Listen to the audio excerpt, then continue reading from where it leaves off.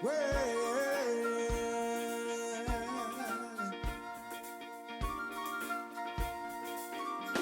once in my life, I have someone who needs me, someone I've needed so long. For once unafraid, I can go where life leads me. Hello, and welcome to the For Once in Your Life Challenge. My name is Lourdes de la Mata Little, and I've been at Goodwill for 20 years.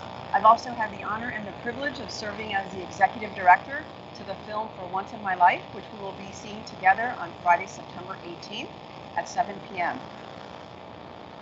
We join you here from Goodwill, South Florida, from Miami, Florida, and we are actually in the spirit of Goodwill's band, the band room where they rehearse. It looks a little bit empty because the band isn't rehearsing so much as a band these days due to COVID, but soon enough we'll be having them come together and join us as a band. What you see here is a lot of plexiglass and a lot of separation, again, because of COVID. And I do want to take this moment to say that obviously all of us have been affected greatly by COVID, and we remember those who we have lost because of COVID. Because of that, we are doing this interview with safety, social distancing, and everything as best we can. So that's why it looks a little bit strange. Anyways, thank you so much for being here on day one. We're excited that you're a part of this challenge, and we are looking for ways we can rise and redefine your purpose. We've been working with this band, the Spirit of Goodwill band, for over 25 years, and for the last 10 years we made a film. So we thought it would be a really good time because we're looking to do positive content, inspiring content, because so many of us are at home and watching a lot of shows. And we also thought we would bring it back up, since it's been 10 years, to discuss some underlying themes in the film, such as multicultural diversity. We wanted to really be the voice for people who are often marginalized and don't have a voice for themselves, and really just an inspiring, motivating film that you can sit down and watch with your family.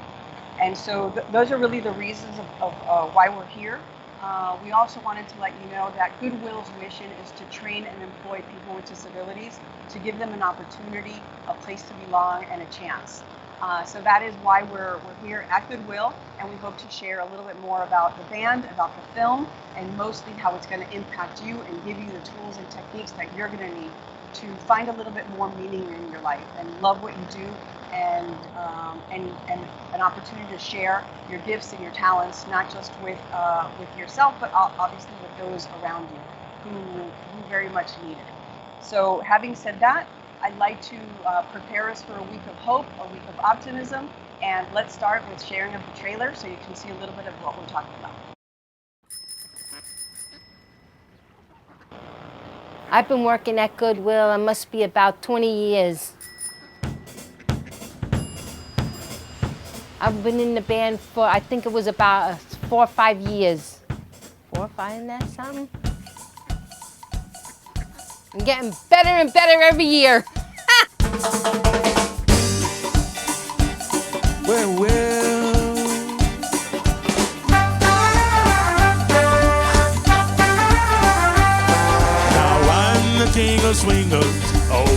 This band is made up of people with severe disabilities, most of them mentally challenged.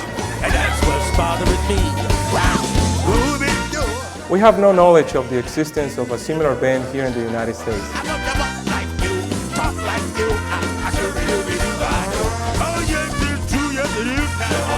Besides performing at Goodwill, our dream is also to go out and show the world our talent of music. Give me your best. I don't need 110%, I need 150%. Once you have a disability, regardless of what it is, people just tell you, you're not going to amount to nothing.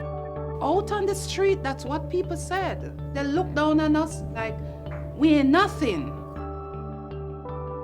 This song is going to sound excellent. It's going to sound tight. The doctor say she's never gonna be smart, she's never gonna walk, she's gonna always be a little infant baby. When I was born, I was tangled up in the umbilical cord He was in the borderline of retardation. The drummer is the one who's driving the rhythm. I call him my miracle child because truly he is a miracle. And this song is going to be a hit.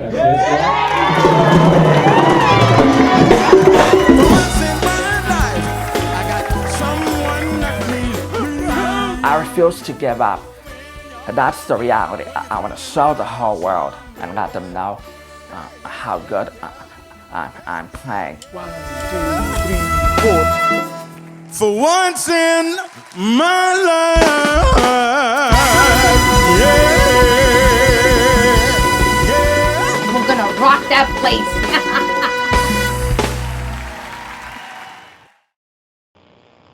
It's hard to believe that it's been 10 years since we released the movie.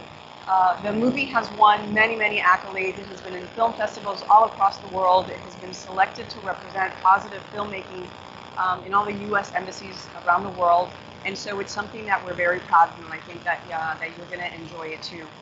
It took us about 7 years to make the film, from the first idea to when we actually had our first screening.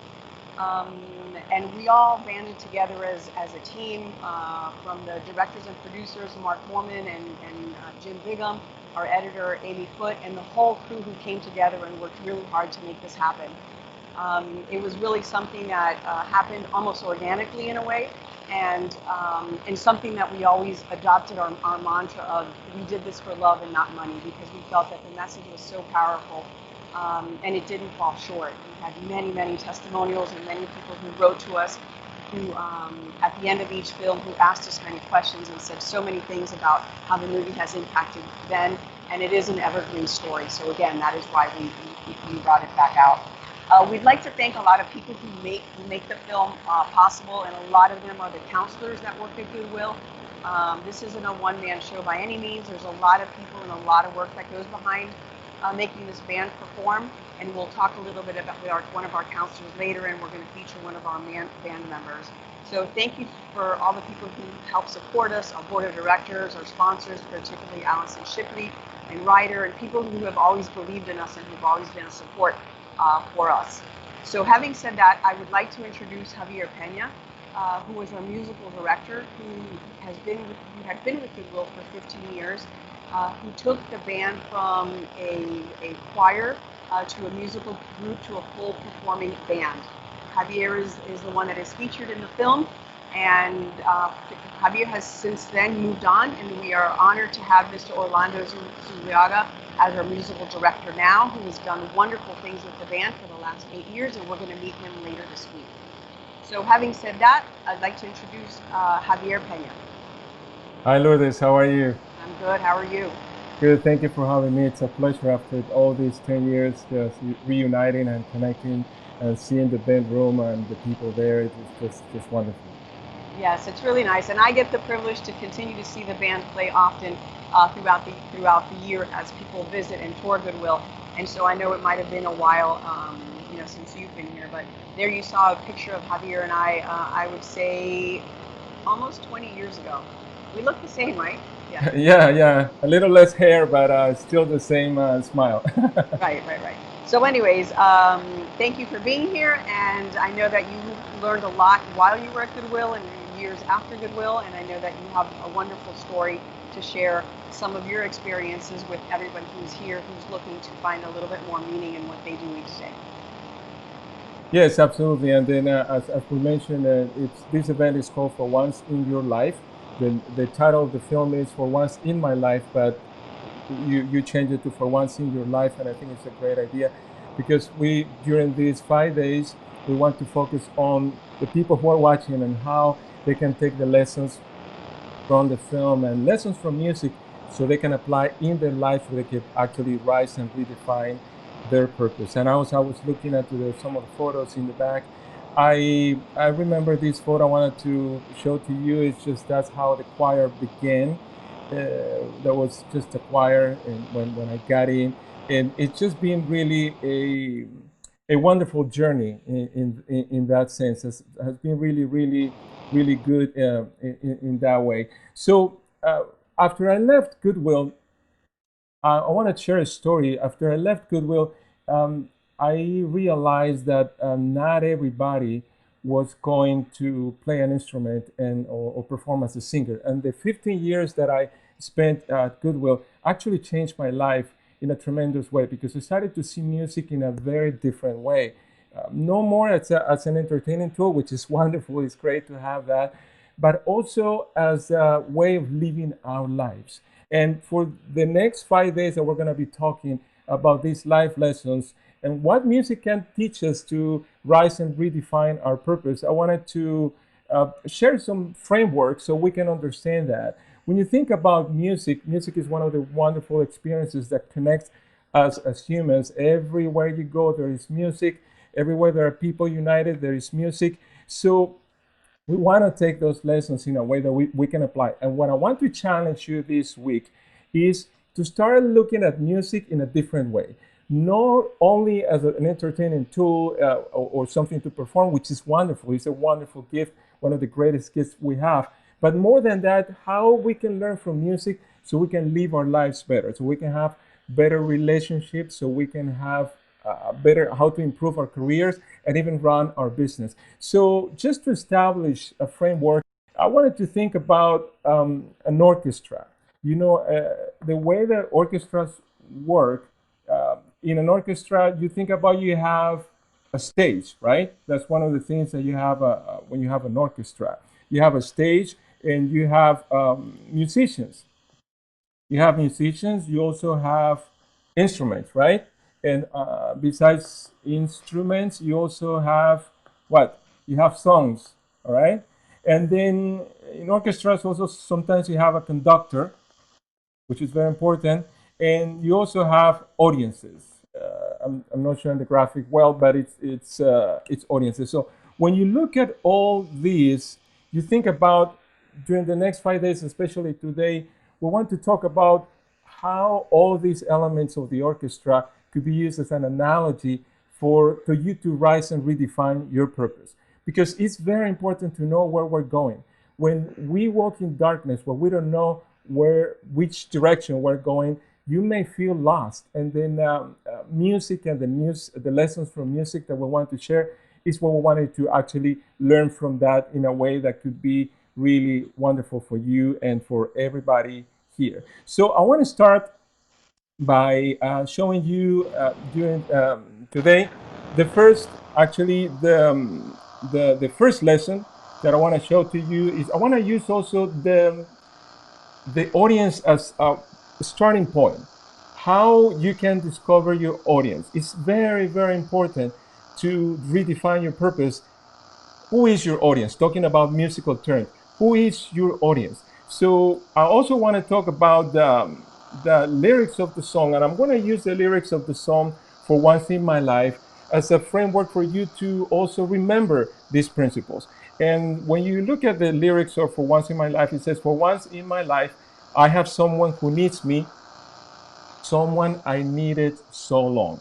So what is the lesson that we see here when we're talking about discovering your audience? What is that? What is that? Well, in life, when you want to talk about your audience, you have to think about your needs, your personal needs individually. First, what are your needs? We all have physical needs, we have emotional needs, we have psychological needs, we have spiritual needs.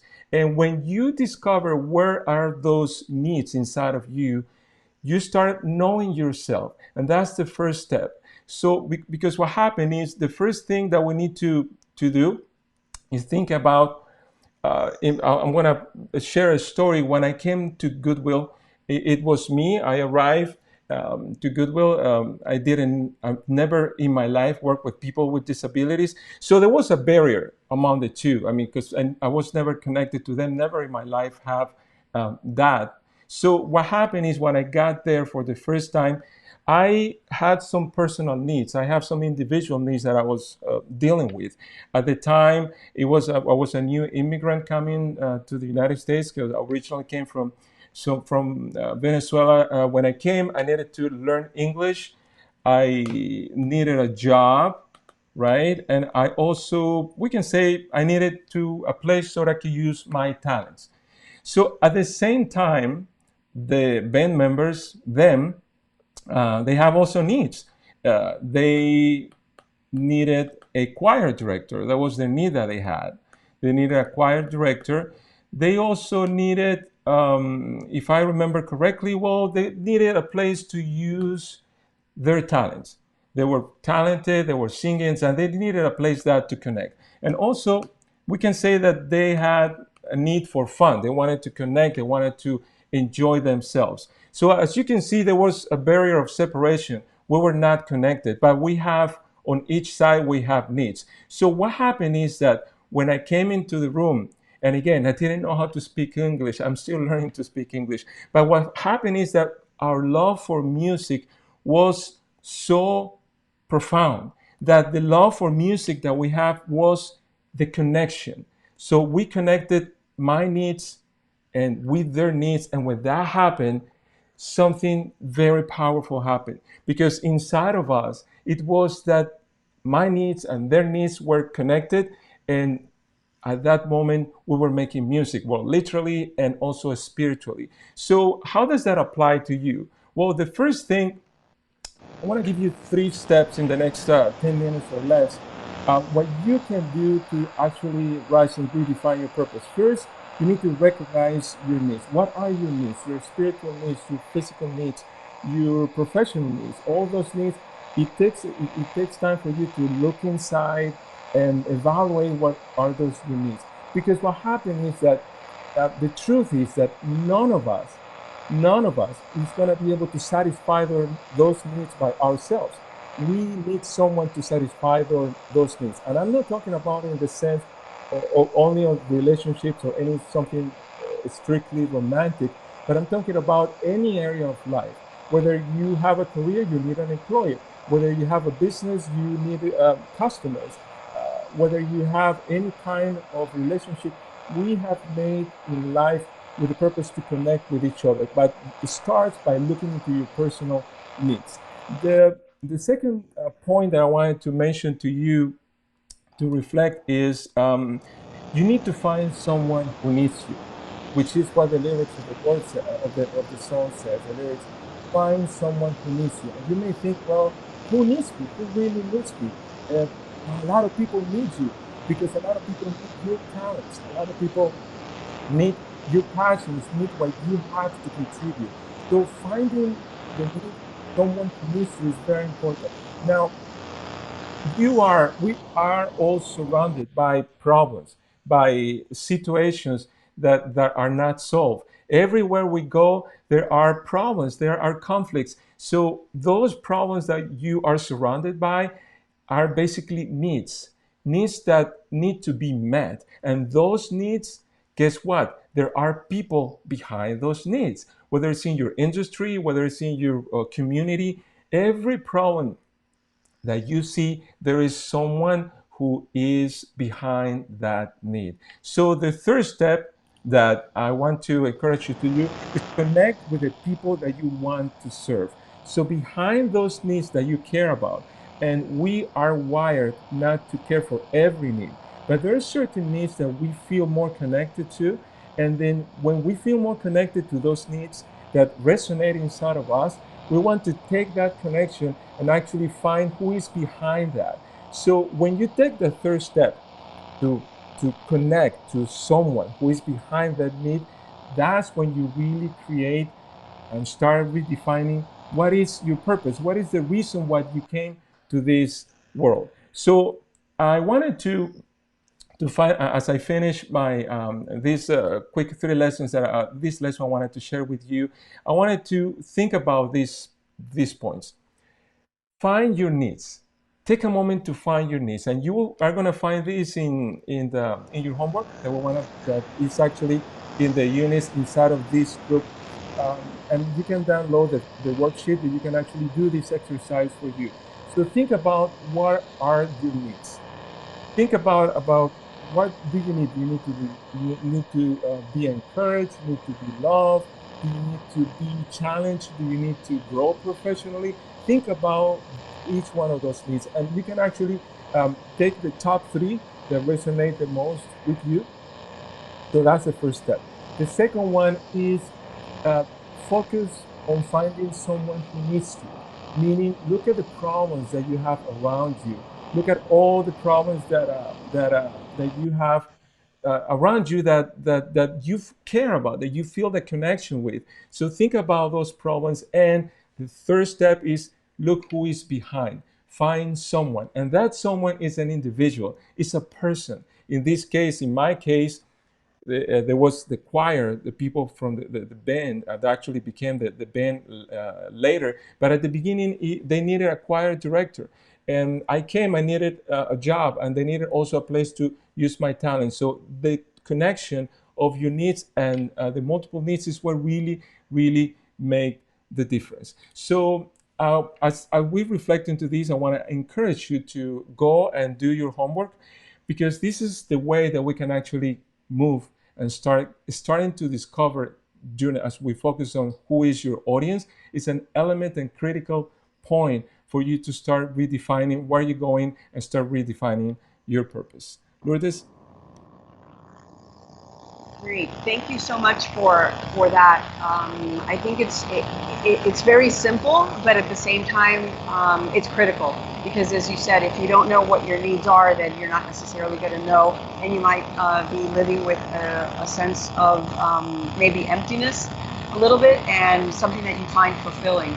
I know that for me personally, I was able to match, as you said, Javier, what my skills were, what my talents were, and be able to match it with an organization that needed exactly the skills that I have.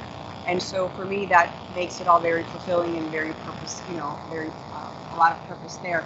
So if you're someone who's looking for a more meaningful job, again, I think identifying what your needs are, and you may not have the skill set that you feel you need to go out and get another job. You also may not be able to just up and walk. You obviously have financial responsibilities that you have to address. But you can definitely start with identifying a group that is meaningful to you, that is a cause that is important. And then you can just call up the nonprofit or the organization, introduce yourself, see if there's a way that you can get involved, and learn a little bit more about that. That in and of itself will get you to a position where it'll start to engage you. It'll start to make you feel that your world and your problems aren't the only ones that exist, and that you can do something bigger and greater for somebody else. And so that's always a really good place to start. So we encourage you to continue to make comments and post on the Facebook page. Let us know what resonated with you. Let us know what questions you may still have, and we'll be able to address those. So next, I'd like to talk a little bit about Goodwill. I know that many of you know Goodwill. You've donated to Goodwill in the past, whether it's with your stuff. But Goodwill is really much more than that. And I'd like to run a video as I tell a little bit about what Goodwill does. And so Goodwill is a great example of identifying your audience. We know our founder, Edgar Helms, over 100 years ago, knew that people with disabilities had much more to offer than what they were being given a chance to do. So we know that Goodwill was necessary in the community, and we knew that the people who needed us were people with disabilities that have other barriers to employment. So as I mentioned, we are a lot more than our flags. You'll see here through this video that we are also a manufacturer. We do sewing for our military troops. We make flags for our veterans. We clean a lot of buildings in the state. We do the laundry for a lot of our local hospitals, and we handle something new, which is logistics and third-party logistics, and all of that gives us an opportunity to put people with disabilities in jobs. It teaches them how to work, it teaches them skills, it gives them an opportunity, more than the skills themselves, is to feel good and have a sense of purpose. And we're providing something for them, and they're providing something for us. And so that is the nutshell about what Goodwill does. It's a place to learn skills, a place to belong, and a family. So next, I'd like to introduce our first band member, and her name is Melissa. And before we do that, let me run a little bit of B-roll in terms of what she does. She's our percussionist, and she dances and she sings. And here's a little bit about her backstory.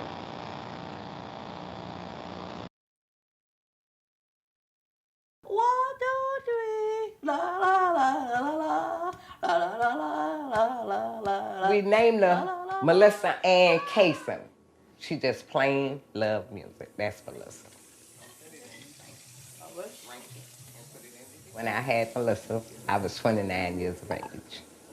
They told me that she was underweight because she only weighed 2.5 pounds, so they sent me home and kept her in the hospital. So when I went back to get her, then they explained to me that they wanted to put her in a home.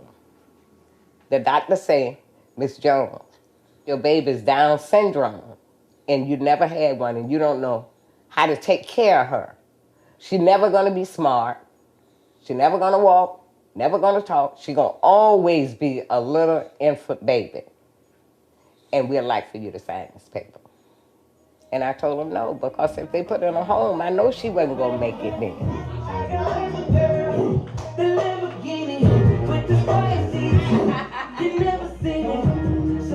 I took her home. I fed her black-eyed peas, cornbread, just like I did the rest of my kids. And it was a lot of them, so she gonna follow them, you know? Never walk, always wear Pampers. I didn't believe that. We lived in the project for 9 years. And some of the kids, they would stir at Melissa, you know, and whisper, you know, and then my kids be ready for them then. So I tell them, don't pay them no attention, you know, just go ahead on about your business. That was the hardest thing I had to deal with, because that used to hurt my children. And now some of the people that be in the project, when they see my kids, they ask, how's Melissa? Everybody's Melissa's friend. Everybody. Baby, my baby. Love.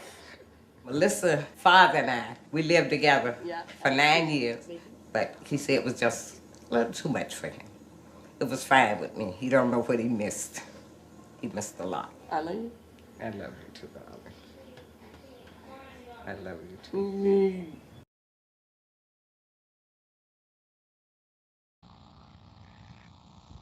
Hello, and here we are.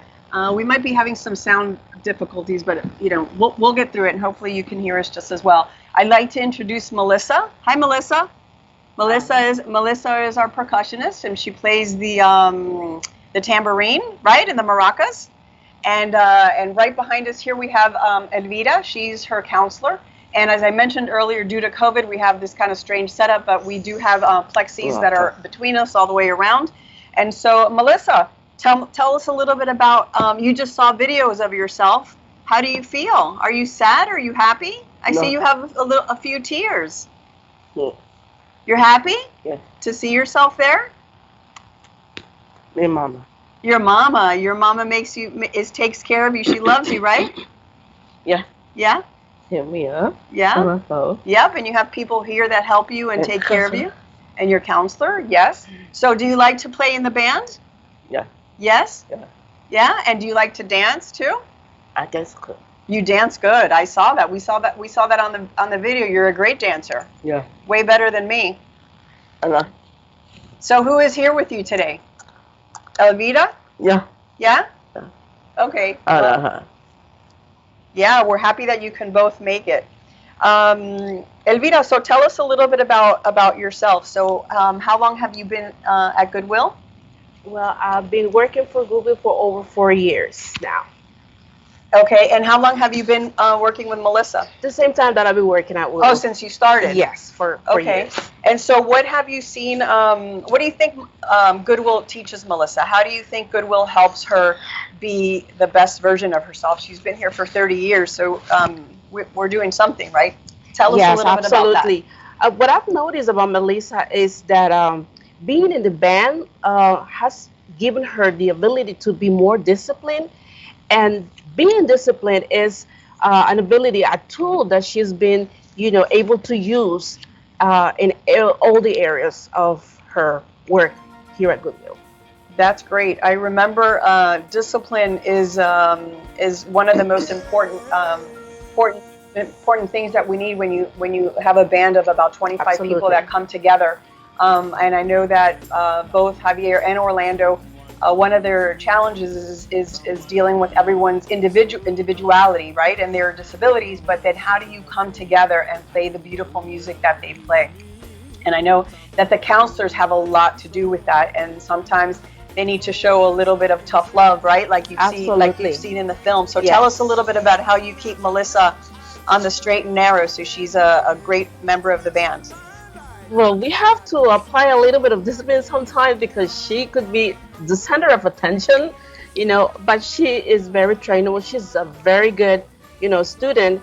And I don't know, she's amazing. She's amazing. And she's been, developing and growing, through all these years. You could see the changes that she's been, she's been making. She's the progress she's been making. So one of our founders, Edgar Helms, very much thought that he wasn't going to rest, or Goodwill has adopted this, that we will not rest until every person with a disability or a barrier to employment is reaching their fullest potential. And I think that Melissa has shown us here a great potential. She's very happy when she sees herself on video. I had a nice conversation with Orlando, and Orlando tells us that she's very affectionate. She clearly loves to dance. She's very determined, and she's very decisive, and she loves to show her talents. And so here you see Melissa, what she does when she's not in the band, and she's part of a group that we call the work activities. And so a lot of the work that they do is fulfillment and assembly. And again, it takes a lot of guidance and a lot of structure and a lot of discipline to make sure that everyone does what they're supposed to do. And part of the reason why we do that is because our goal really is to transition all the people that we serve into community employment. And in order for the community to employ the people that we serve, they need to have work skills, and that really is where we focus a lot of our time. Is again, identifying with our audience, making sure that they understand what it means to be on time, what their work skills are, and that will make it very easy for us to transition them to community employment. So, Elvira, in closing, tell us what's the favorite part of your job? I look forward to be here every morning and look at their faces. It's very rewarding, honestly. I love it. It really is. And so you have done a great job at finding your purpose, right? Absolutely. Yeah. And so, we like we said, we all need to share our gifts, learn. And sometimes the gift that you may have, you may not be a musician, you may not know how to play an instrument, but for sure you have a smile to offer, and you have a voice, and you can ask people how they're doing, and sometimes get outside of yourself and reach out to the community so that you can see people like Melissa who are thriving at a place like Goodwill. And as Javier himself has personally and professionally flourished and is doing bigger and better things, and so you too can do that. So that wraps up our day one. We hope that you enjoyed the session. As Javier said, look at the unit section on this page and do print out the. I have a copy of it here. The workbook. Oops. So here's the workbook. It's really 3 questions, as he said. So this is day one. And we know that everyone is really busy, but we do ask that you pause after dinner, after you've settled everything down. Take 15 minutes and just really focus on your needs and what is important to you. And maybe you want to feel appreciated. Maybe you want to, show your skills, teach somebody, mentor somebody, whatever it is. But take the time to really write down on the worksheet what is important to you, and please share them. Please go on the Facebook comments and share them and let us know, and you can help each other because we all have, again, a lot to offer. So having said that, we'll see you tomorrow for day 2, where we will be covering another topic, and it's overcoming your fears. That's a big one that many times keeps us right in our place. And so we just want to thank you so much for being here. We know that noon is a hard time to stop your day. And some of you may be joining us a little bit later on the video replays, which is also great. But thank you so much really for being here. Again, we know you could have been in a lot of different places, and being here with us means the world to us. So thank you so much for being here, and we look forward to your posts, and we'll see you tomorrow.